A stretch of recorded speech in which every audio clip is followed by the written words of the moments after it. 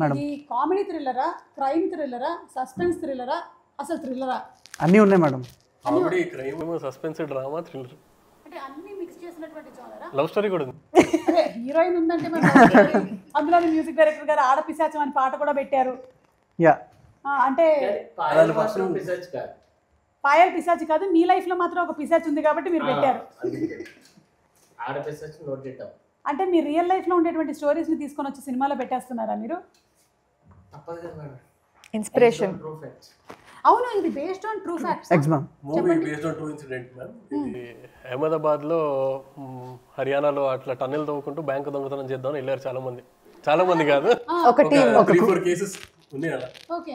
So దాని మీద నుంచి కార్తిక్ ఘట్టమనేని గారు స్టోరీ డెవలప్ చేసి చెప్పారు. ఇది ఇప్పుడు సినిమా అయింది.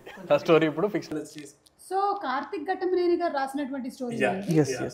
సో ఆయన నుంచి వచ్చినటువంటి స్టోరీ త్రినాథరావు నక్కిన గారు దీన్ని ప్రొడ్యూసర్ చేశారు. కానీ స్టోరీలో మాత్రం ఆయన ఇన్వాల్వ్మెంట్ ఏమీ లేదు. ఏం లేదు మేడం. ఓకే.